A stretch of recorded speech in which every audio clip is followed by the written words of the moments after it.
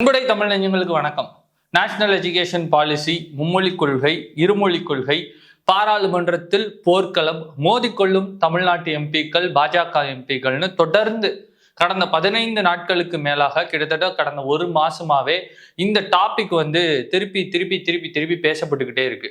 இப்ப என்ன நடந்திருக்கு அப்படின்னா, பார்லிமெண்ட்ல பாஜக எம்பிக்களுக்கும் தமிழ்நாட்டை சேர்ந்த எம்பிக்களுக்கும் இடையிலான வார்த்தை போர் ரொம்ப பெருசா வெடிச்சிருக்கு. அது எம்பிக்களை தாண்டி முதலமைச்சர் தினமும் பதில் சொல்லும் அளவிற்கு, பதிலடி கொடுக்கும் அளவிற்காக இது வளர்ந்து இருக்கிறது.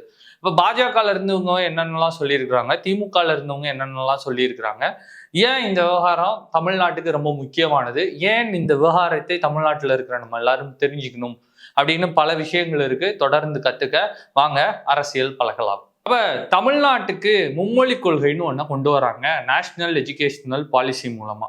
இந்த நேஷனல் நியூ எஜுகேஷனல் பாலிசி இருக்குல்ல, தேசிய அளவிலான கல்விக் கொள்கை ஒண்ணு தமிழ்நாட்டுக்குள்ள இம்ப்ளிமெண்ட் பண்ண கொண்டு வராங்க. இந்த இம்ப்ளிமெண்டேஷன்ல என்ன சொல்றாங்க அப்படின்னா, மாணவர்களுக்கு 3 மொழி, மும்மொழி கத்துக்கிறதுக்கான இதை நம்ம ஏற்படுத்தி கொடுக்கணும், சான்சஸை ஏற்படுத்தி கொடுக்கணும். மும்மொழி கொள்கையில தான் பாடங்கள், கரிக்குலம் டிராஃப்ட் பண்ணணும் அப்படின்னு சொல்றாங்க. அப்போ மும்மொழி கொள்கைனா என்ன அப்படின்னா, 3 லாங்குவேஜ், ஒன்று ஹோம் லாங்குவேஜ் தமிழ், அடுத்தது ஆங்கிலம், 3வது ஆப்ஷனல் லாங்குவேஜ், அது எந்த மொழியை வேணாலும் இவங்க எடுத்துக்கலாம் அப்படின்னு சொல்றாங்க.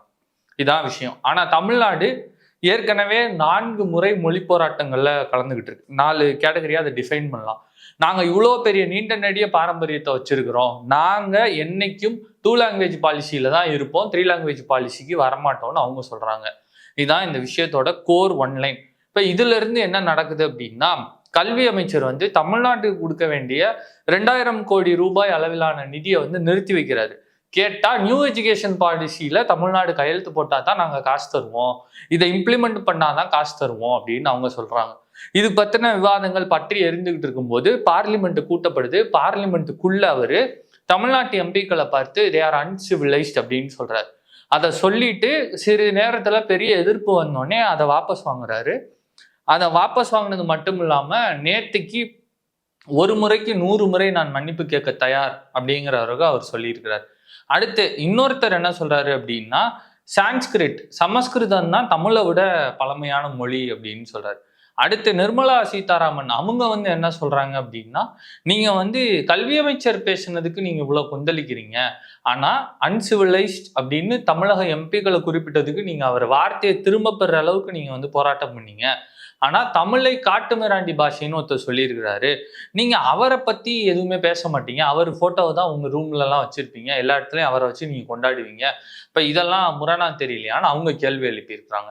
இந்த பக்கம் தமிழ்நாட்டு எம்பி சைட்ல இருந்து வரிசையா அவங்க என்ன சொல்றாங்க அப்படின்னா, மொழி, இந்த மும்மொழி கொள்கையை நீங்க பணிய வைக்க பாக்குறீங்க, சென்ட்ரல் கவர்மெண்ட் ஃபண்டை யூஸ் பண்ணி மிரட்டி பணிய வைக்க பாக்குறீங்க அப்படின்னு சொல்றாங்க. அடுத்து தமிழ்நாட்டை நீங்க கேப்சர் பண்றதுக்கு, தமிழ்நாட்டுக்குள்ள வருவதற்காக இது போன்ற விஷயங்கள் எல்லாம் செய்றீங்கன்ற ஒரு குற்றச்சாட்டை வைக்கிறாங்க. Tamil Nadu has a very big history on இந்த 2 லாங்குவேஜ் பாலிசி, அது உங்களுக்கே நல்லா தெரியும் அப்படின்னு அதெல்லாம் கோட் பண்ணி நாங்க இதை ஒத்துக்க மாட்டோம் அப்படின்னு சொல்றாங்க. இப்படி அன்சிவிலைஸ்டுன்னு சொல்றத எந்த விதத்திலையும் ஏத்துக்க முடியாதுன்னு சொல்றாங்க. இந்தியா இந்தியா தான், இந்தியா கிடையாது அப்படின்னு சொல்றாங்க. ப்ரெஷர் கொடுத்து தமிழ்நாட்டை எந்த விதத்திலையும் பணிய வைக்க முடியாது அப்படின்னு தமிழ்நாட்டு எம்பிக்கள் சொல்றாங்க. இன்னொன்னு, இவர் நாவடக்கத்தோட பேசணும் கல்வி அமைச்சர் அப்படின்னு தமிழ்நாட்டு முதலமைச்சர் சொல்றாரு. இப்ப இவ்வளோ விஷயங்கள் தொடர்ந்து நடந்துகிட்டே இருக்கு. இவங்க ஒண்ணு சொல்றாங்க, இவங்க ஒரு கவுண்டர் அட்டாக், இவங்க ஒண்ணு சொல்றாங்க, மறுபடியும் இவங்க ஒரு கவுண்டர் அட்டாக்னு மாறி மாறி வார்த்தை யுத்தம் வெடித்து கொண்டே இருக்கிறது. இப்ப இதுல என்ன ஃபர்ஸ்ட் நம்ம புரிஞ்சுக்கணும் அப்படின்னா, தேவை என்ன, தமிழ்நாட்டுக்கு நிதி கொடுக்கணும். அப்ப இந்த நிதி எந்த நிதி அப்படின்னா, தமிழ்நாடு அரசு வரியா ஒரு நிதியை கொடுத்துருக்கு. அந்த நிதியில இருந்து ஃபினான்ஸ் கமிஷன் போடப்பட்டு பார்லிமெண்ட்ல விவாதங்கள்லாம் நடத்தப்பட்டு பட்ஜெட் அலோகேட் செய்யப்பட்ட அந்த நிதி, ஒதுக்கப்பட்ட நிதியை கொடுக்கறதுக்கு முடியாது அப்படின்னு சொல்லி இந்திய அரசியலமைப்பு சட்ட கான்ஸ்டிடியூஷன் விதிகளுக்கு புறம்பாக இவங்க இப்படி சொல்றாங்கன்னு தமிழ்நாட்டுல இருந்து குற்றச்சாட்டு வருது. அதாவது எல்லாமே பேசி முடிச்சாச்சு, இன்ன விலைக்கு தான் இன்ன ரூபா கொடுக்கணும் அப்படின்னு. இப்ப இந்த ரூபா ஒன்றும் மத்திய அரசு தமிழ்நாட்டுக்கு இலவசமாவோ கடனாவோ இல்ல அவங்க இனாமாவோ கொடுக்கல. இந்த அமௌண்ட் தமிழ்நாடு செலுத்திய வரியினுடைய ஒரு பங்கு தான். தமிழ்நாடு செலுத்தக்கூடிய மொத்த வரியிலிருந்து கல்விக்காக ஒதுக்கப்பட்ட ஒரு அமௌண்ட்டை தான் தமிழ்நாடு இப்போ திருப்பி கேட்குது. அதை இவங்க கொடுக்க முடியாது, நீங்க கையெழுத்து போட்டாதான்னு ஒரு எக்ஸ்ட்ரா கண்டிஷன் ஒன்றை முன்வைக்கிறாங்க. அப்ப இதுதான் இன்னைக்கு பிரச்சனை. இப்ப இந்த ஃபண்டு எதுக்கெல்லாம் போகுது அப்படின்னா, பள்ளி குழந்தைகளுடைய லெபார்டரிஸ், அவங்களுடைய கல்வி, ஆசிரியர்களுக்கான ட்ரைனிங்ஸ், இந்த மாதிரி விஷயங்களுக்கெல்லாம் இந்த ஃபண்ட் அலோகேட் ஆகுது. இப்ப இந்த விவகாரம் தான் இப்போ பெரிய பூதாகாரமா வெடிச்சிருக்கு. இப்ப இதுல எது சரி எது தப்பு அப்படின்னா, தமிழ்நாடு என்ன சொல்லுது அப்படின்னா, 3 மொழி கொள்கை அப்படிங்கிறத நாங்க எங்களுடைய ஸ்கூல்ஸ்ல, கவர்மெண்ட் ஸ்கூல்ஸ்ல எக்காரணத்தை கொண்டு அனுமதிக்க மாட்டோம். நாங்க அதை தமிழ்நாட்டுல யார் வேணாலும் ஹிந்தி கத்துக்கலாம், ஆனா ஹிந்தியை படிச்சுதான் ஆகணும் அப்படின்னு கட்டாயப்படுத்தினா நாங்க அதுக்கு என்ன விலை கொடுத்தாலும் அதை நாங்கள் அலோவ் பண்ண மாட்டோம். நீங்க 2000 கோடி இல்லை 10,000 கோடி கொடுத்தா கூட நாங்க இதை இம்ப்ளிமெண்ட் பண்ண மாட்டோம் அப்படின்னு சொல்லி தமிழ்நாடு கவர்மெண்ட் ரொம்ப ஸ்ட்ராங்கா சொல்றாங்க. அவங்க பிஜேபி சைடில் இருக்கக்கூடிய தமிழ்நாடு தலைவர்களை தொடங்கி தேசிய தலைவர்கள் வரைக்கும் திருப்பி அவங்க என்ன சொல்றாங்கன்னா, உங்களுடைய பிள்ளைகள்லாம் 3 மொழி கொள்கையில படிக்கிறாங்க, நீங்க தான் சிபிஎஸ்இ பள்ளி நடத்துறீங்க, நீங்க பள்ளிக்கூடம் நடத்தும் போது அங்க 3 மொழியை அலோவ் பண்ணுவீங்க, ஆனா நீங்க கவர்மெண்ட் ஸ்கூல்ஸ்ல 3 மொழியை அலோவ் பண்ண மாட்டீங்களான்னு அவங்க திருப்பி எதிர்கேள்வி கேட்கறாங்க. இப்படி வார்த்தை போரா இது வெடிச்சுக்கிட்டு இருக்கு. இப்ப இதுல தமிழ்நாடு கவர்மெண்ட் இன்னும் ஸ்ட்ராங்கா என்ன சொல்றாங்க அப்படின்னா, எவிடென்சியலா, சயின்டிபிக்கலா, பிராக்டிக்கலா 70 வருஷ டேட்டா தமிழ்நாட்டுக்கு இருக்கு. 2 லாங்குவேஜ் பாலிசியை வச்சு தமிழ்நாடு என்னென்ன விதத்துலலாம் வளர்ந்துருக்கு, இந்த கொண்டு வரக்கூடிய புதிய கல்விக் கொள்கையோட இலக்குன்னு ஒன்று இருக்கும்ல, அந்த இலக்கையே தமிழ்நாடு ஏற்கனவே சர்பாஸ் பண்ணிருச்சு. அப்ப நீங்க சொல்ற எல்லா மெட்ரிக்கை விட தமிழோட ஆல்ரெடி ஹைல தான் இருக்கு. நாங்க ஏன் எங்க வழியை மாத்திக்கணும்? எங்களோட வழி 70 ஆண்டு காலமாக ப்ரூவ் பண்ணப்பட்ட ஒரு வழி, நிரூபிக்கப்பட்ட ஒரு முறை. இன்னைக்கு ஏஐ வந்ததுக்கு அப்புறம் முதல் கிளாஸ்ல நான் கோடிங்கும் ஏஐ டெக்னாலஜியும் சொல்லி கொடுப்பேன் அப்படின்னு சொன்னா, அதுக்காக நம்ம கரிக்குலமை தயார் பண்ணணுமா, இல்ல அதை நோக்கி நம்ம பயணப்படணுமா, இல்ல இன்னொரு லாங்குவேஜை நான் புகுத்துறதுக்காக நான் கொண்டு வரேன் அப்படின்னு சொல்லி, அப்படி நீங்க லாங்குவேஜ் அக்செப்ட் பண்ணல, இந்த புதிய பாலிசி அக்செப்ட் பண்ணலன்னா நான் அதை ஏத்துக்கணுமா? அப்ப நீங்க சொல்ற அந்த புதிய பாலிசி கூட இம்ப்ளிமெண்ட் பண்ணப்பட்ட ஸ்டேட்ஸ்ல இருந்து எந்த விதமான சக்சஸ்ஃபுல் ரேட்டாவும் கிடையாது. இப்போ இதை மத்திய பிரதேஷ், பீகார் மற்ற மாதிரி மாநிலங்கள்லாம் இதை இம்ப்ளிமெண்ட் பண்ணியிருந்தா கூட, இந்த இம்ப்ளிமெண்ட் பண்ண ஸ்டேட்ஸ்லேருந்து என்ன பெனிஃபிட் நீங்கள் அடைஞ்சிருக்கீங்க, இது மூலமாக நீங்கள் என்ன சொல்ல வரீங்க சொல்லுங்கள். இப்போ தமிழ்நாடு 2 லாங்குவேஜ் பாலிசியை ஃபாலோ பண்ணுது, ஆனால் தமிழ்நாட்டிலேருந்து வரக்கூடிய நம்பர்ஸ், தமிழ்நாட்டிலேருந்து உருவாகக்கூடிய இன்ஜினியர்ஸ், தமிழ்நாட்டிலேருந்து வரக்கூடிய டாக்டர்ஸ், தமிழ்நாட்டிலேருந்து வெளியே போகக்கூடிய சக்ஸஸ்ஃபுல்லான ஆண்டர்பிரனர்ஸ்ன்னு தமிழ்நாடு கொடுத்துருக்கிறது அதிகம். இப்போ நீங்கள் இந்த மும்மொழி கொள்கையை கொடுத்த மாநிலங்களில் நீங்கள் என்ன கொண்டு வரீங்க, என்ன சொல்ல வரீங்க? ரொம்ப சக்ஸஸ்ஃபுல்லாக இருக்கு அந்த மாடல், அதை நீங்கள் சொல்லுங்க, என்ன இன்ஃப்ராஸ்ட்ரக்சர் நீங்கள் டெவலப் பண்ணியிருக்கீங்க அப்படின்னு திருப்பி கேட்குறாங்க. இதுதான் இப்போ நடந்துட்டு இருக்கிற ஓவரால் விவகாரம். தமிழ்நாடு ஆல்ரெடி நாங்கள் ப்ரூவன் டேட்டா வச்சிருக்கிறோம், ரொம்ப முன்னணியில் இருக்கிறோம், ரொம்ப ஸ்ட்ராங்காக இருக்கிறோம். எங்களுக்கு நீங்கள் பணமே கொடுக்கலனாலும் எங்களுக்கு எப்படி எங்கள் பிள்ளைங்களை சொல்லிக் கொடுக்க வைக்க தெரியும்.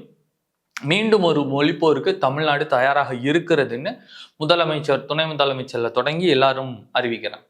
இவங்க இந்த side central government, union government of India என்ன சொல்லுது அப்படின்னா, இந்த 3 லாங்குவேஜ் பாலிசியை நீங்க ஏத்துக்கிறேன்னு முதல்ல சொன்னீங்க, அதுக்கப்புறம் நீங்க ஏத்துக்க மாட்டேன்னு சொல்லியிருக்கீங்க, நீங்க யூ டர்ன் பண்றீங்க. தர்மேந்திர பிரதான் இதுலயும் இன்னொரு கட்டம், கல்வி அமைச்சர் இன்னொரு கட்டம் போய் இன்னொரு வார்த்தையும் சொல்லியிருக்கிறார். மு.க. ஸ்டாலின் முதல்ல சரின்னு சொன்னாரு, அதுக்கப்புறம் யூ டர்ன் போட்டுட்டாரு, அவரை இயக்கக்கூடிய சூப்பர் முதல்வர் யாரோ தமிழ்நாட்டுல இருக்கிறாங்க, அந்த பாலிடிக்ஸ் காரணமா தான் இதெல்லாம் நடந்திருக்கு அப்படின்னு சொல்லி. அப்புறம் சான்ஸ்கிரிட் தான் தமிழை விட பழமையான மொழின்னு ரிஷிகாந்த் துபேன்னு ஒரு எம்பி பேசியிருக்கிறார். இந்த மாதிரி பல விவகாரங்கள் இருக்கு. இப்ப தமிழ்நாட்டுக்கு என்ன வேணும் அப்படின்னா, தமிழ்நாட்டிற்குரிய நிதி முதல்ல வேணும், அது ஃபர்ஸ்ட் பாயிண்ட். 2வது பாயிண்ட், இந்த மும்மொழி கொள்கை அவசியமானா தமிழ்நாட்டில் ஆல்ரெடி யார் வேணாலும் எத்தனை மொழி வேணாலும் படிச்சுக்கலாங்கிறது அலௌட்ல தான் இருக்கு. ஆனா கவர்மெண்ட் ஸ்கூல்ஸ்ல சொல்லி கொடுக்கப்படணுமா அப்படிங்கிற கேள்வி இன்னைக்கு டிஸ்கஷனுக்கு எடுத்துக்கணுமான்னு கேட்டால் 2 செட் ஆஃப் பாயிண்ட்ஸ் வைக்கிறாங்க. ஒன்று, முன்ன இருந்த மாதிரி கிடையாது, இப்போ எல்லாமே ஃபீஸிபிள் ஆயிடுச்சு, மும்மொழி கொள்கையை கொண்டு வரது நல்ல விஷயம் அப்படின்னு சொல்லக்கூடிய ஒரு சைடு. இன்னொரு சைடு, எதுக்கு இப்போ மும்மொழி கொள்கை, ஏஐ வந்துருச்சு, டிரான்ஸ்லேஷன் ஆப்ஸ் வந்துருச்சு, டெக்னாலஜி வந்துருச்சு, நான் ஒரு லாங்குவேஜில் பேசினா உலகத்தின் எந்த மொழிக்கு வேணாலும் மாற்றக்கூடிய அளவு தொழில்நுட்பம் வளர்ந்த பின்னாடி நான் அது குறித்து கற்றுக்காம ஏஐ குறிச்சோ மற்ற புதிய தொழில்நுட்பங்கள் குறிச்சோ நான் என்னைய வளப்படுத்திக்கிறது குறிச்சோ அதை பற்றியெல்லாம் நான் படிக்காம நான் திருப்பி போய் 3 மொழியை ஃபர்ஸ்ட்லேருந்து படிக்க போகிறேன்னு சொல்கிறத, இந்த மாதிரியான ஒரு சித்தாந்த போக்கை எப்படி ஏற்றுக்கிறது? இன்னொன்று, இந்த மும்மொழி கொள்கை இம்ப்ளிமெண்டேஷனில் ஒரு முக்கியமான ப்ராப்ளம் இருக்குது. அது என்ன ப்ராப்ளம் அப்படின்னா, இன்னைக்கு தமிழ்நாட்டில் ஒரு ஸ்கூல் எடுத்துக்குவோம், கவர்மெண்ட் ஸ்கூலு.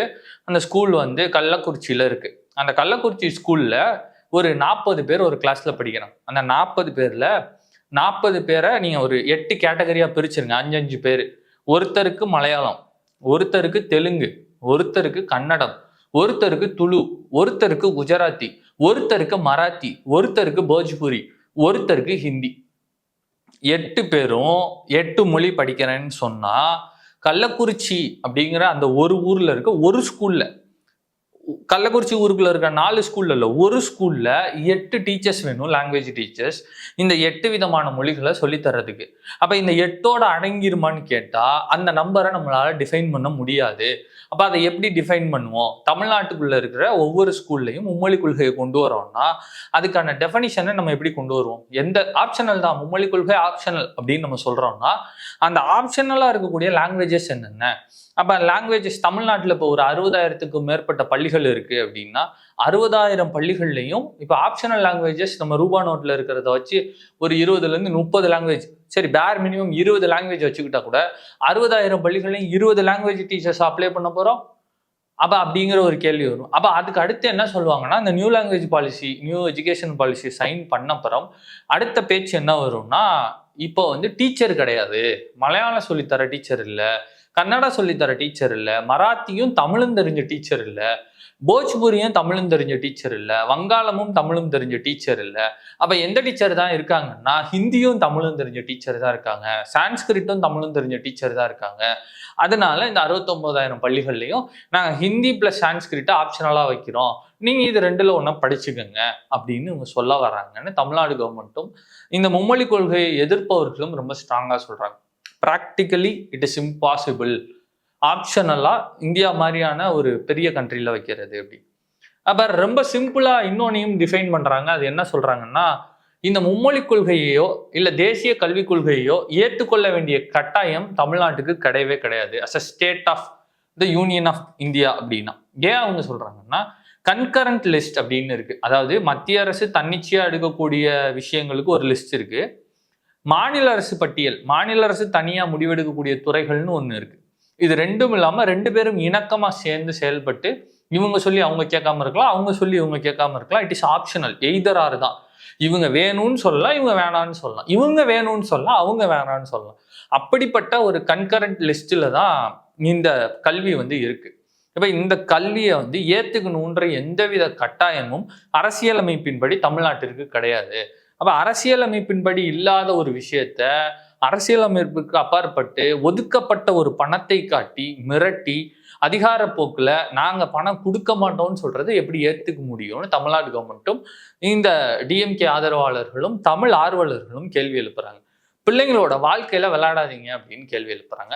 இதாங்க நடந்துகிட்டு இருக்கிற பிரச்சனை. இந்த பிரச்சனை குறித்து நீங்க என்ன நினைக்கிறீங்க? தமிழ்நாட்டுக்கு எந்த லாங்குவேஜ் ஃபார்முலா ஏத்துது, தமிழ்நாட்டுக்கு எந்த லாங்குவேஜ் ஃபார்முலா சொல்லித்தரணும் அப்படின்னு நீங்க சொல்லுங்க. உங்களுக்காக நான் விஷ்ணு நாகராஜன். வாழிய செந்தமிழ், வாழ்க நற்றமிழர், வாழிய பாரத மணி திருநாடு.